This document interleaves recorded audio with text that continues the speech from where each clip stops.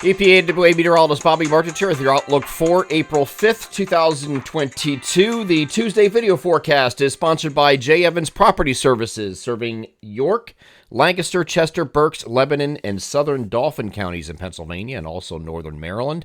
Spring has sprung, and it's time to start thinking about your lawn and landscaping. If you're looking for quality work at competitive prices from a family-owned business, J. Evans Property Services is the way to go.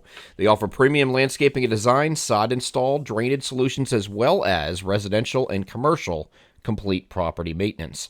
Currently, they have a 10% off promotion on any landscape install or mulching when scheduled now through April 15th. You can call or text to the phone number above me here in the video or schedule an estimate through their website at landscapingcontractorslancasterpa.com. They are J. Evans Property Services, proud sponsors of the Tuesday video forecast. Well, the lawns are going to get plenty to drink this week because we have plenty of systems that we're going to be talking about here in today's video.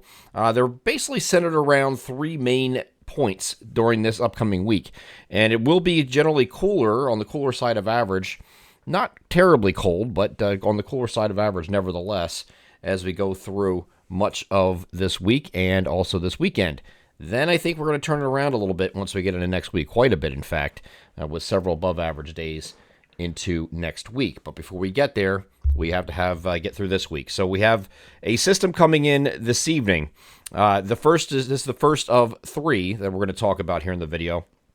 And I do think most of this day is just mostly cloudy. So if you look above me, the 54 to 60 degree spread is very typical of what you'll see for spread and temperatures this week, okay? So it's going to be mostly cloudy and dry for most of us throughout the day. The exception to that is going to be right along the southern Delmarva region here in parts of Delaware and extreme southern New Jersey. You might get into that a little bit earlier than mid-afternoon. Once you get to mid to late afternoon, this will start creeping up northward.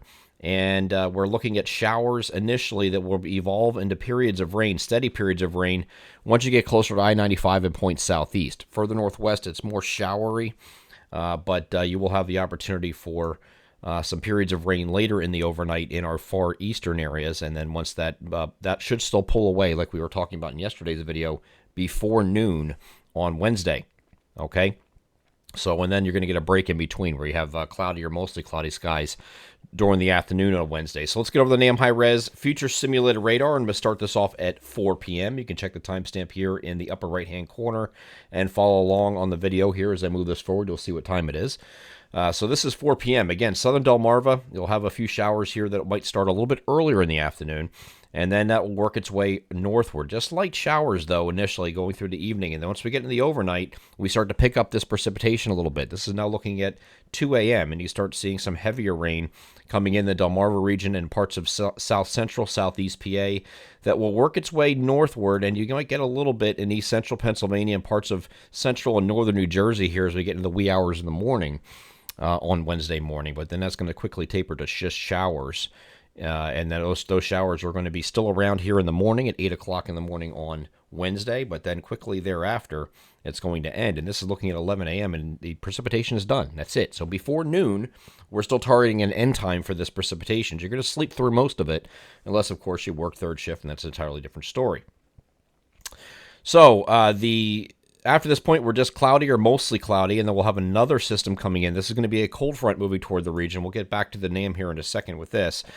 So here is that cold front moving toward the region. It's on the lead of a trough off to our west. There's a big upper level low associated with this trough over the Great Lakes. That's going to be our third system. The second one here is this cold front, and we're expecting periods of rain during the day here on Thursday. This might come in as early as late Wednesday night. Okay, and then it's going to come in most of the day here on Thursday with periods of rain.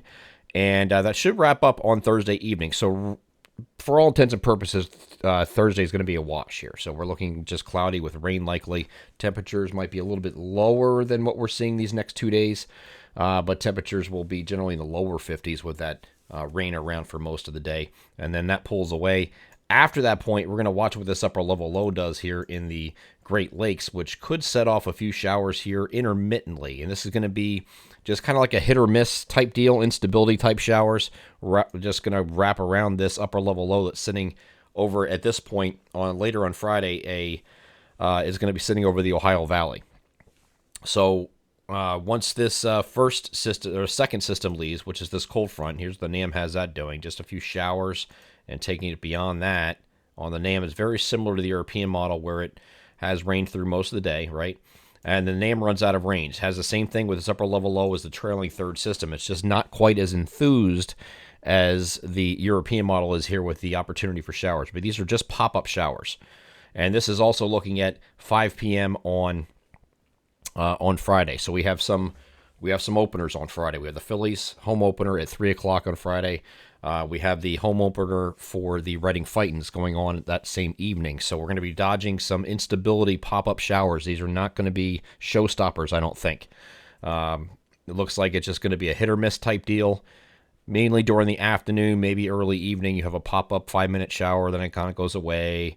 And then it's again on Saturday, we had the same deal as the upper level low moves eastward. We have the afternoon or evening, early evening pop-up instability shower, mainly focused on northern areas, but these could get further south as well. So until that upper level low completely pulls through and exits the region, isn't going to be entirely until Sunday. Okay, but so you're going to have this upper level trough that's going to be sitting over the northeast here. So this weekend is going to be chillier with this trough in place. There's a big trough sitting here.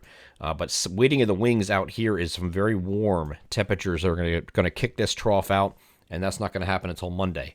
When that trough is kicked out, we are going to have temperatures improve quite drastically. Once we get into Monday, we're going to go from lower 50s or thereabout on Sunday to about middle 60s by the time we get to Monday, and then when we get to Tuesday, we're probably in the 70s, okay? So it's going to be a couple, maybe 3 straight days or so of 70-degree temperatures going into next week with very warm temperatures, and you have a Bermuda high trying to get going here, or a semblance of that, so a very warm southwesterly flow coming in as we get into next week. So that's next week. Still have to get through this week here, and it looks like it's going to be the shower threats mainly just through Saturday, but once you get beyond Thursday, it's more like hit or miss, intermittent pop-up instability type showers, and that's it. Okay, that's all we're really looking at. Once the short-range models come into range, which they're not yet, we'll have a better handle on exactly when and where, but it does look like it's favoring Friday afternoon and Saturday afternoon for those pop-up instability showers to take place.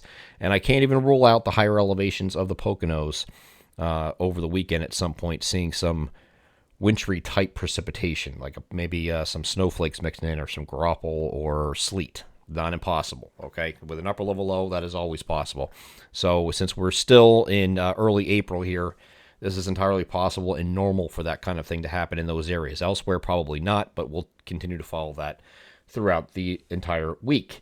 I'm EPAWA meteorologist Bobby Marchus. That is your outlook for April 5th, 2022. Have a great Tuesday.